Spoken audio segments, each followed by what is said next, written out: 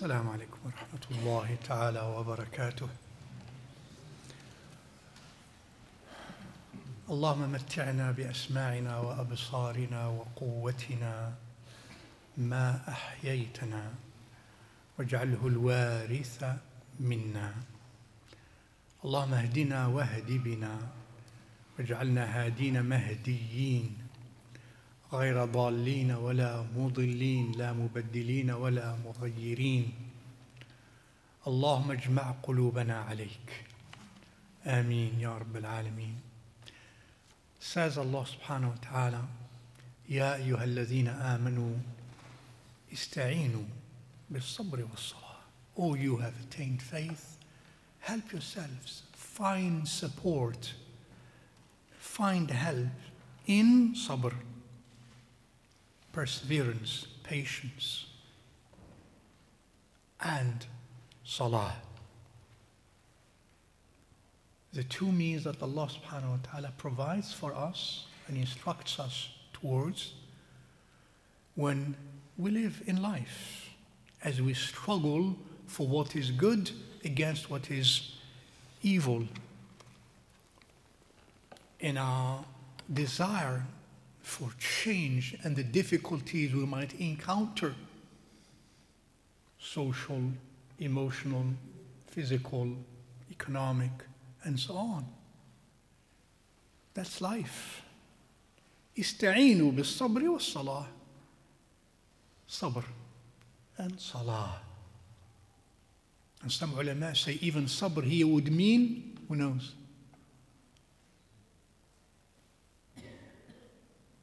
Siyam, yes. Fasting. Because fasting, a component of fasting is definitely sabr. So many ulama, in the commentaries in the Quran about sabr here, that it is fasting, siyam. Help yourselves. You will find strength towards the noble endeavors that you pursue, whatever they are. And there is nothing nobler than, as we have learned, than to seek the divine and to seek to change positively. In those endeavors, help yourselves with sabr, siyam, sabr, and salah. Salah, salah. In this case, I would say in here, salah includes all the meanings that are in the word salah, which are all correct in this case. Because the word salah linguistically means also literally what? Dua. Means dua, supplication. Dua. So help yourselves with prayer, and that's prayer. Dua is prayer in English. Salah is not prayer in English. That's what people say. That's how they translate it. But it's not. Why I say it's not? It's my opinion. Because the word prayer, those who translated it to prayer are usually, for example, our Christian fellows who, as they learn Arabic and they see salah, it's prayer. What they do is prayer. What we do is salah. Why is that? Because in the Christian practice currently, when you pray, you pray. It's all dua. Go and pray, so one goes and kneels or standing, and then is in dua. Basically, asks Allah Azza wa Jal, asks God. Is in dua. And that's prayer. That's what prayer is. So when they say prayer, you say to them prayer, the first thing that comes to their mind, the way they understand prayer.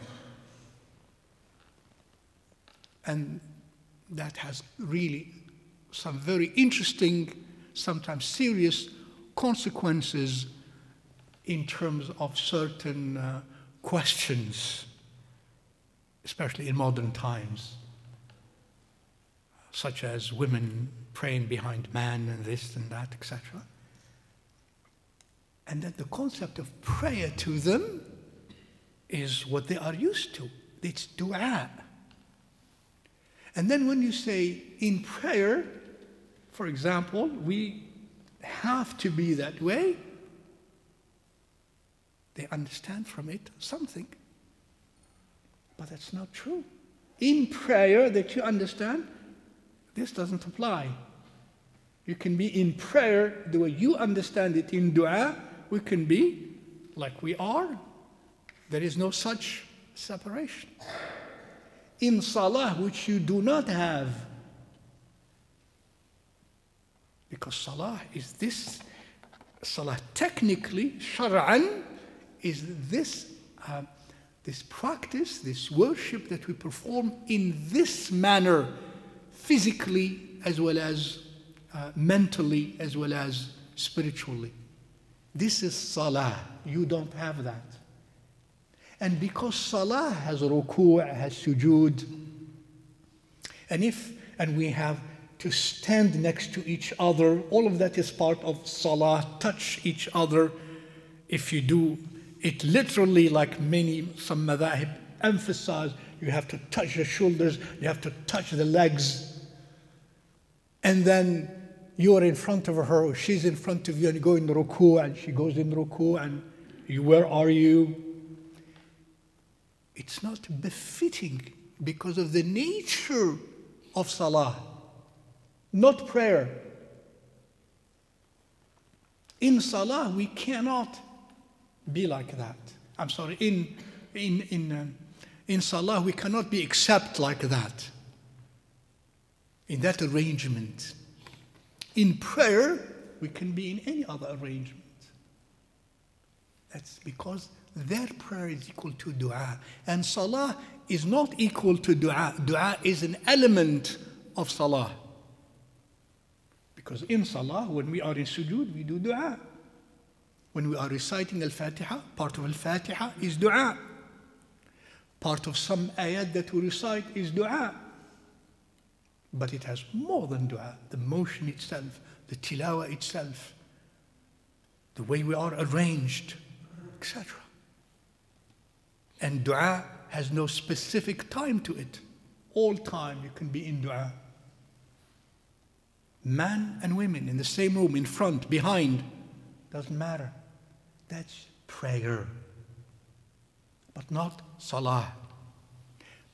Please allow me to have simply digressed and indulged in this because it's a practical point in terms of at least communicating properly with one who is not a Muslim and who is of a especially Christian background, to elucidate clearly the meaning of salah versus prayer and what does that comprise and why that sometimes separation, because it's for spiritual privacy. You cannot be spiritually in privacy when you are standing the opposite gender, strangers to one another, even if it were your wife, next to each other, touching.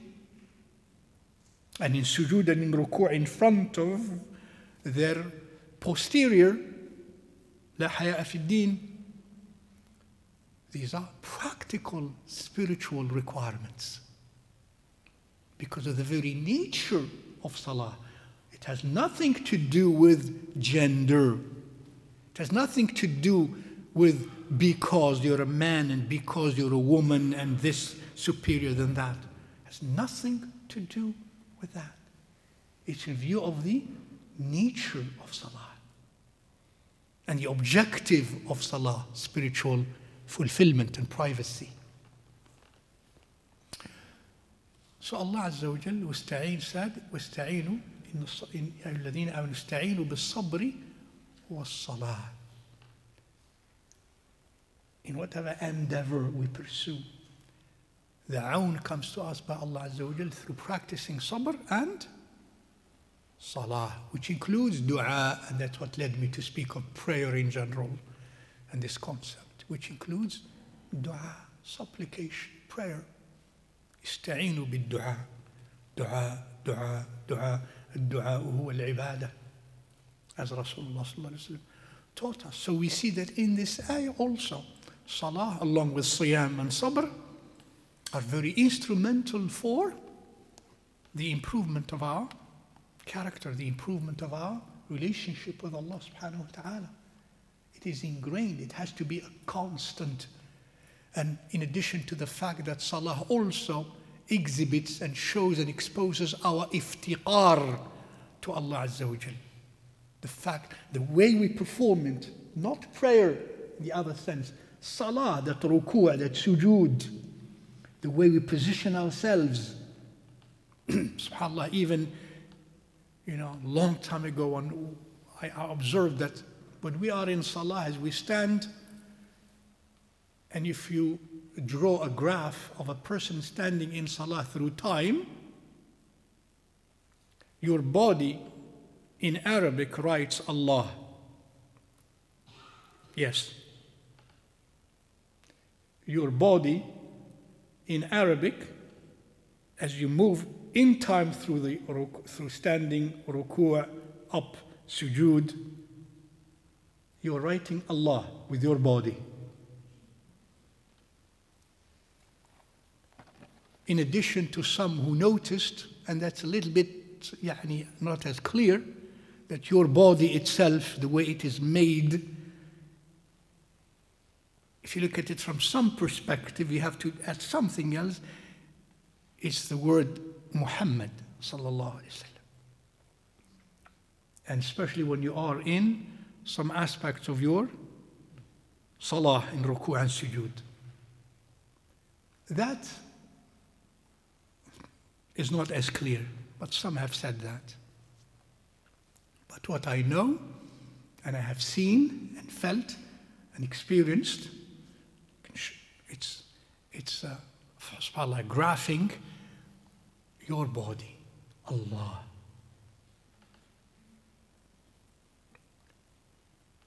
The movement of salah itself is special. This is not prayer. This is salah. So I tend to, as I have said to you sometimes before, some words need to be kept in Arabic, not translated, and include them in all languages in the Arabic language, and then the language will adjust to incorporate them as part of the language, as happens in many languages where different foreign words are incorporated and they become, with time, part of the language itself. And that's in many languages. Salah. So salah itself, Allah created it in the way it is, physically what we do, and what we recite, and how we recite. In addition to, if we strive to have the right attitude internally, emotionally, spiritually, then all of that contributes to cleansing ourselves, to cleanse us, to cleanse our qulub, and to illuminate our qulub, to enlighten our qulub, as we mentioned yesterday, to be able to see clearer. Says Rasulullah sallallahu alaihi wasallam, what did he say? As-salatu was-salatu nur. Was-salatu nur. Was-sabru diya. Was-sadaqatu burhan. Inna ista'inu bis-sabri was-salah. Rasulullah sallallahu alaihi wasallam said, as-salatu nur. Was-sabru diya. Ista'inu bis-sabri was-salah. Help yourself, says Allah Azza wa Jal, through sabr and salah. That will enable you to see clearer in your life. Your heart will be able to see clearer. And that's why Rasulullah sallallahu alaihi wasallam calls salah nur, a light, and calls sabr diya, an illumination. Diya.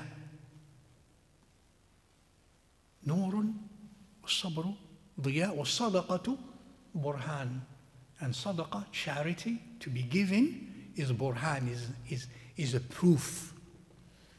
Is a proof. We shall talk about that later, inshallah ta'ala, about sadaqah, as we speak of the importance of sadaqah and zakah as a means to cleanse our qulub and our nufus, inshallah ta'ala. Excuse me. And says Allah Azza wa Jal also in Surah Al-Baqarah, what did he say about wasta'in? وَاسْتَعِينُوا بِالصَّبْرِ وَالصَّلَاةِ. No, not يَا أَيُّهَا الَّذِينَ آمَنُوا. Speaking to, addressing mostly at that time, Bani Israel, the Jewish communities, and reminding them of the early scriptures. And he says, وَاسْتَعِينُوا بِالصَّبْرِ وَالصَّلَاةِ وَإِنَّهَا لَكَبِيرَةٌ إِلَّا عَلَى الْخَاشِعِينَ الَّذِينَ يَظُنُّونَ أَنَّهُمْ مُلَاقُو رَبِّهِمْ وَأَنَّهُم إِلَيْهِ رَاجِعُونَ. وَاسْتَعِينُوا بِالصَّبْرِ وَالصَّلَاةِ. Same thing again. Find help and succor and support in sabr and in salah. And this sabr and in salah, especially salah, وَإِنَّهَا لَكَبِيرَةٌ إِلَّا عَلَى الْخَاشِعِينَ. To perform salah and to be continuous in salah and steadfast in salah is something major or something kabira, too much to bear for those who don't have khushu'. إِلَّا عَلَى الْخَاشِعِينَ. That is not the case for those who have khushu'. Those who have oriented their hearts towards Allah Azza wa Jal, in salah they will find solace. They will find ease. They will want more. Those who don't have that condition will find it too much. وَإِنَّهَا لَكَبِيرَةٌ إِلَّا عَلَى الْخَاشِعِينَ. كَبِيرَةٌ إِلَّا عَلَى الْخَاشِعِينَ. Istithna, an exception. It's kabira, but not to those who have khushu'. Those who have khushu' will find it until we'll find it light, delightful, sweet, until it will become their qurrat ayn. And sometimes that means for me and you as believing, inshallah ta'ala, be men and women, if in our salah we're finding that boredom and we find it kabira, at least this indicates what? From this ayah, that we have no khushu'. We did not taste really salah.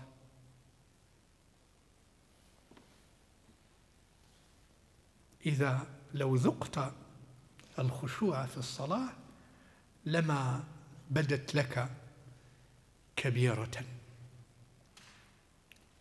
بل ستجدها لذيذة حسنة طيبة إن شاء الله تعالى. And says Allah Azza wa Jal also in Surah Al-Mu'minun, قد أفلح المؤمنون. The first thing, what does he say? Which you all know. قد أفلح المؤمنون. Indeed, the believing men and women, المؤمنون, قد أفلحوا. They have attained. قد للتحقيق. قد أفلح. They have attained felicity. They have achieved happiness. They have achieved success. Like it has already happened. Who? Begins to describe them. The first characteristics of the first of the characteristics of those is الذين هم في صلاتهم خاشعون. Those who in their salah are in khushu'. خشعت الأصوات وخشعت الأصوات للرحمن فلا تسمع إلا همسا. خشوع.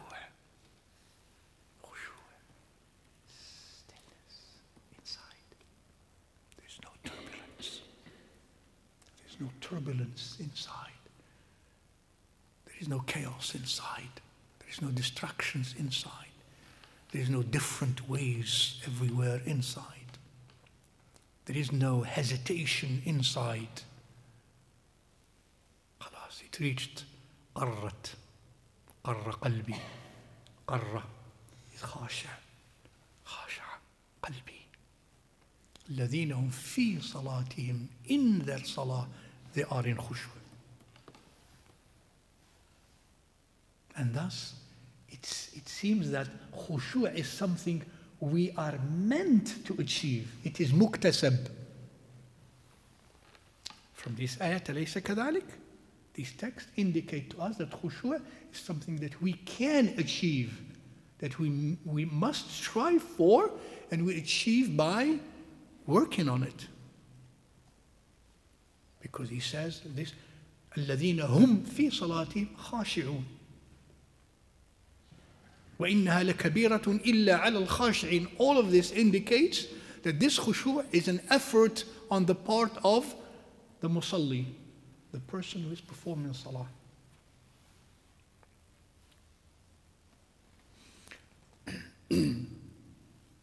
And how do I attain khushu' in salah?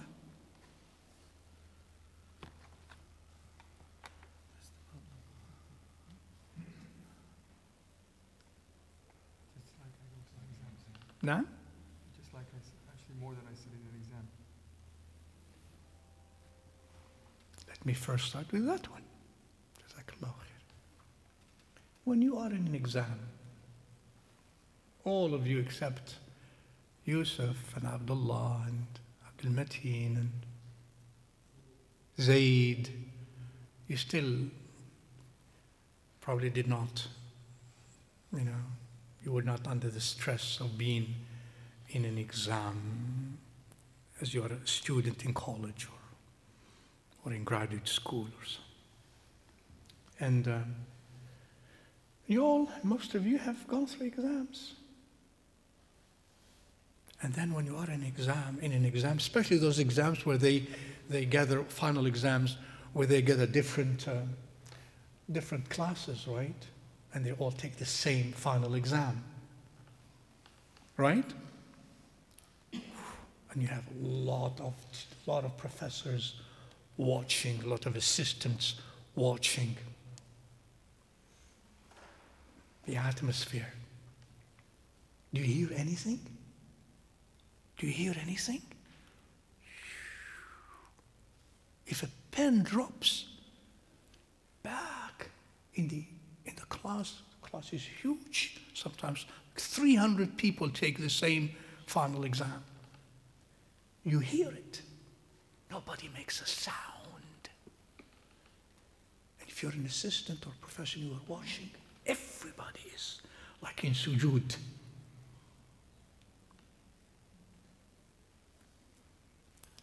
Remember that? Were you in focus or were you not? In focus means what? When you are focusing on solving that problem or answering that question, what is in your mind? Anything else outside of that? No. Whoa, what a khushu'. That's khushu'.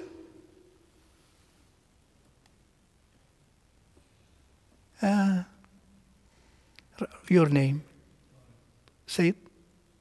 طارق عفوا معذرة نسيت. Sayyid Tariq. Did they, before that, did you take a course on khushu'? On how to focus in an exam? They don't teach it so far. There's no university in the world teaches how to focus in an exam. And yet, did you or did you not focus? How? Now, that's your answer. That's how you attain khushu'. You know. I can tell you one more thing that helps about the how, because the exam was very important to you. To you and to you and to you, to me. It was very important. And somehow that emotion inside of you transformed your conduct and your behavior, physically even, to the extent you're not paying attention to anything. Sometimes those who are really focused, they don't even hear sounds outside.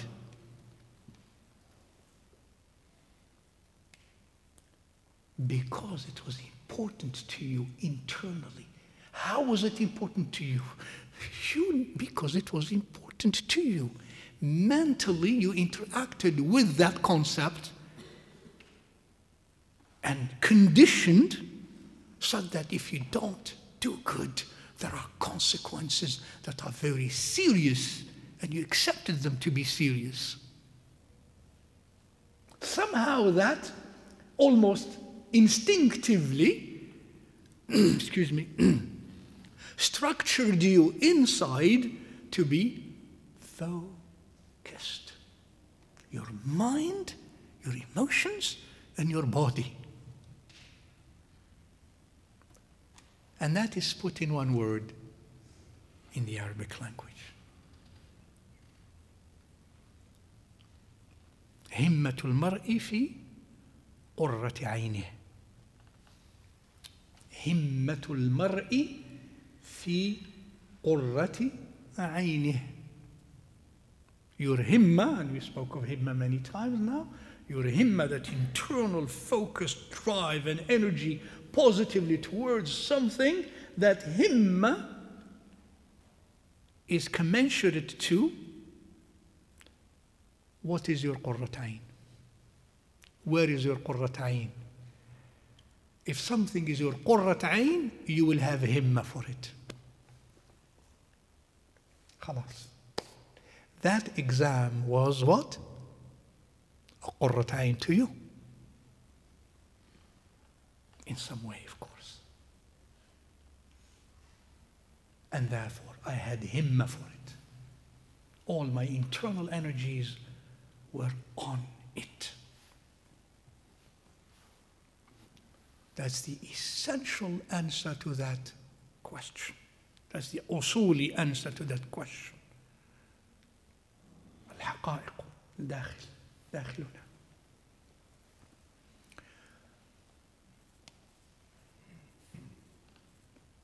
And I need to develop that hal of having salah to be very, very important to me, by also being conditioned through learning and through repeating, etc., to discover that it is very important to me. By knowing the consequences in this dunya and in akhirah about focusing on salah, being in salah, versus not focusing on salah, not being in salah. There are consequences. And the more those consequences I internalize them deeper, the more, and as I continue to do that through repetition, the more, inshallah ta'ala, I will develop that attitude of focus, of khushu', of stillness, like that final exam. هذه واحدة. ثانيا, what helps me in khushu', something simpler, I should not perform my salah in the presence of distractions. And here where most of us fail, even at this level, let alone the other deeper level. This is even an external level. Where we perform salah at home or somewhere else, we don't pay attention to removing distractions. So we perform in a salah in a space, for example, where there are sounds. Sometimes the TV is on in some homes. In some homes who don't know, the TV is there and salah is right here. The TV is there. From time to time, there is still watching television in salah. No, it's true. This is true. Or you're in salah and you're listening to some news. No, really, isn't it? Yeah. Because that's very important. I cannot miss the news. Especially if it is a soccer game. Did I hit something here? Especially if it's a soccer game. And then forget about salah. The game first. And if there is some that's not called himma, if there is some energy to first go for salah while the match is going on, the person in salah physically, but his or her mind and qalb is in the game. It's -6 of concentration, not 0. let alone sometimes we perform salah where we have a lot of furniture around and images, and most people, most homes like to keep a lot of furniture around, and salah is all around furniture. We cannot be alone in empty space.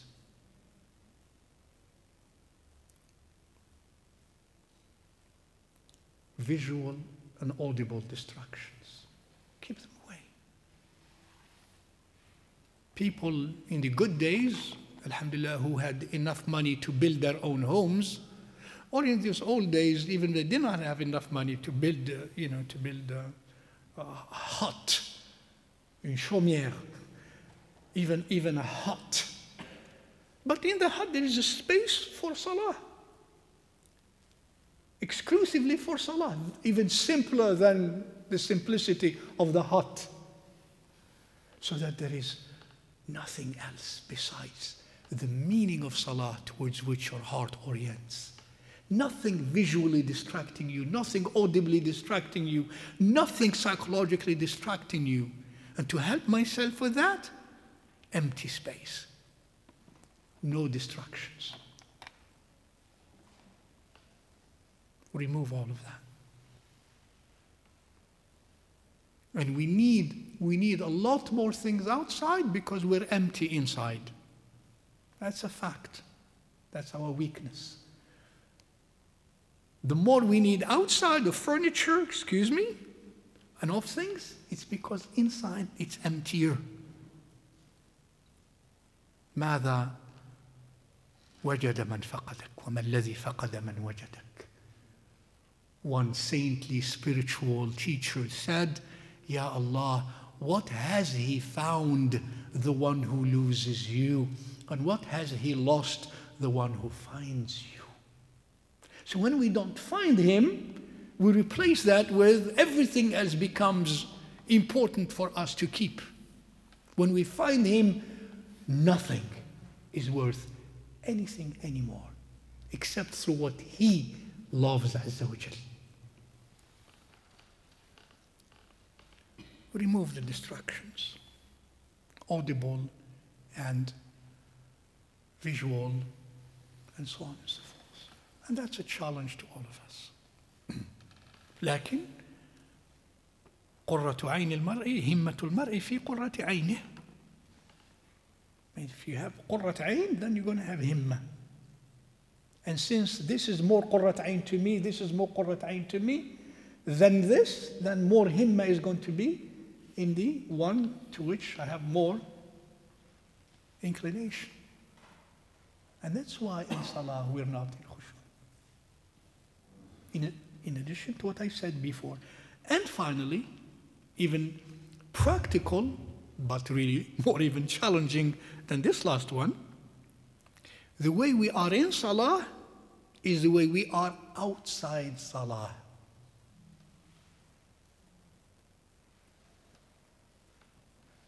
I am in salah what I am outside salah. How is that? Outside salah, and again, where is my concern, my focus, my attachment? What do I subject my eyes to? What do I subject my ears to listen? What do I subject my mind to ponder and to think and to analyze? Those that I do outside of salah simply are going to be stored inside of me. And when I come to salah, playback. And shaitan helps in that. He knows, and then he's going to trigger the nafs to begin to recall. And they come and haunt me in my salah. If outside of salah, my focus, my orientation, whatever I do was always in awareness to Allah Azza wa Jal, inside of me, my salah will be a reflection of my mundane, public, everyday life.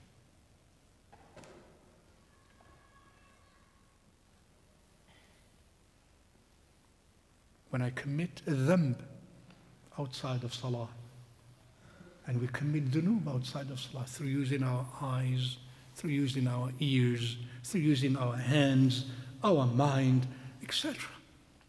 All of that will come and haunt me in salah. And my salah is not worth much, because in this case, my life outside salah was worth that much.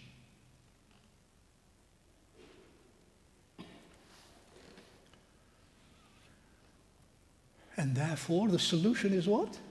To be in khushu' and salah vis-a-vis this aspect is to rectify my life outside salah. And it is a feedback loop.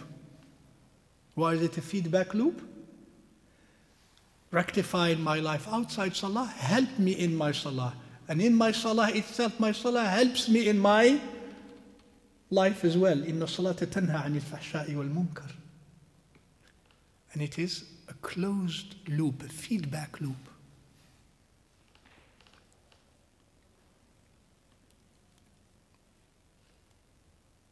And what, number 5 now?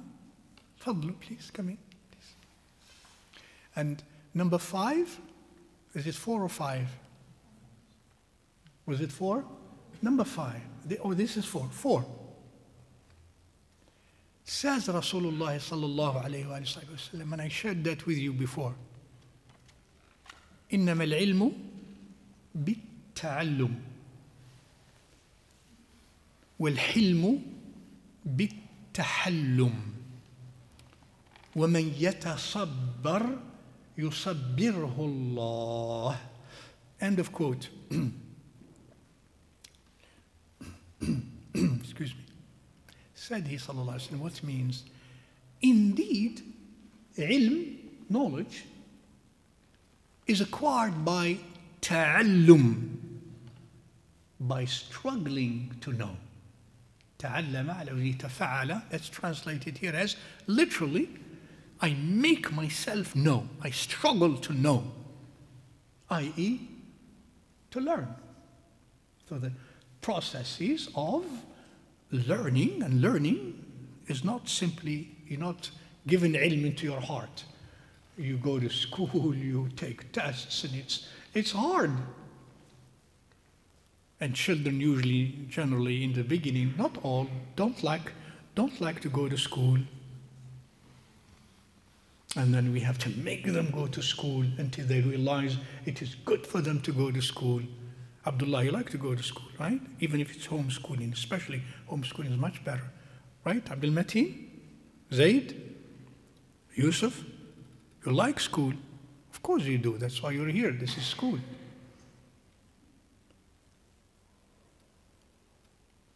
We do not become learned like angels. We struggle to learn.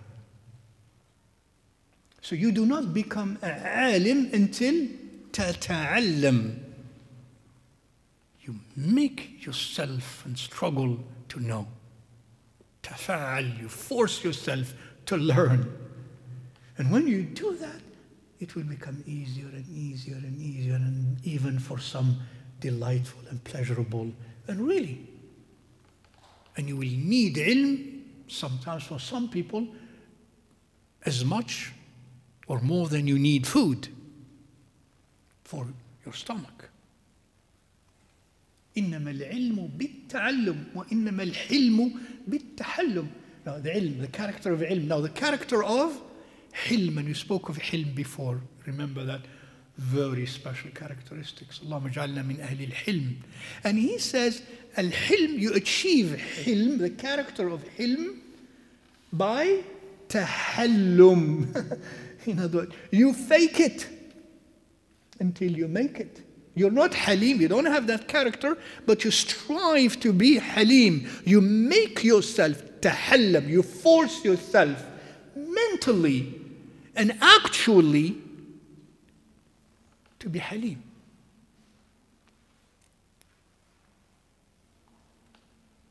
Until you become halim. This is the teaching of Rasulullah sallallahu alaihi wasallam. And he continues, وَمَنْ يَتَصَبَّرْ يُصَبِّرْهُ اللَّهُ. But he put it in a different way, but it's the same meaning. And the person who struggles to be patient, who strives to be patient, and it's you do that. You do that. You think about it. You provide inside of you a resistance to the negative energies inside of you. You make it that way. And you do other things by keeping away from the means to what is wrong, even though your nafs likes it. You force your nafs not to be in the vicinity of the source of evil. For example, وَهَكَذَا وَمَنْ يَتَصَبَّرْ. And if you struggle to be patient, يُصَبِّرْهُ اللَّهُ, Allah will make a person patient. In other words, simply said, you achieve patience by struggling to be patient. Don't expect it to be given to you without you doing something about it. Allah can do all of that, but the taklif is you start the initial conditions. وَمَنْ يَتَصَبَّرْ يُصَبِّرْهُ اللَّهُ. Now, this is leading me to khushu'. What do you think I'm going to say by qiyas? This is one text. I'm going to use qiyas. Now, many of you know qiyas by now. Reasoning by analogy in khushu'. In Arabic. And then I'm going to add by qiyas, وَمَنْ يَتَخَشَّعْ يُخَشِّعْهُ اللَّهُ. Allahu Akbar. And therefore, he who or she who struggles to be in khushu', Allah Azza wa Jal will make them in khushu'. If I struggle to reach, to achieve the hal and the maqam, the condition of khushu', I struggle for that, then I will achieve the character of khushu' by the help of Allah Azza wa Jal. وَمَنْ يَتَخَشَّعْ أَقُولُ. I say therefore, consequently, مَنْ يَتَخَشَّعْ يُخَشِّعْهُ Allah. And number now 5, which should always be number 1 and number 2 and number 3 and in between of everything, which is what? Dua. Dua for khushu', meaning what? Ya Allah, make me khasha to you in everything of my life, in my salah in particular. Help me be in khushu'. I'm learning to be in khushu'. I want to be in khushu'. Ya Allah, you own the hearts. You own the minds. You are the creator of all relations. Create that relation inside of me, in my heart, between my heart and khushu' and you. وَاللَّهُ يَحُولُ وَاعْلَمُوا أَنَّ اللَّهَ يَحُولُ بَيْنَ الْمَرْءِ وَقَلْبِهِ. وَاعْلَمُوا أَنَّ اللَّهَ يَحُولُ بَيْنَ الْمَرْءِ وَقَلْبِهِ. And do know that Allah stands between the individual and his or her heart. What goes in and comes out. He is like standing there, subhanahu wa ta'ala. Nothing is unknown to him or without his will, subhanahu wa ta'ala. أقول قولي هذا وأستغفر الله العظيم لي ولكم. إن قلت صوابا فمن الله وإن قلت غير ذلك فمن نفسي ومن الشيطان. أعوذ بالله أن أذكر به وأنساه. سبحانك اللهم وبحمدك أشهد أن لا إله إلا أنت أستغفرك وأتوب إليك. And we'll see you inshallah ta'ala tomorrow.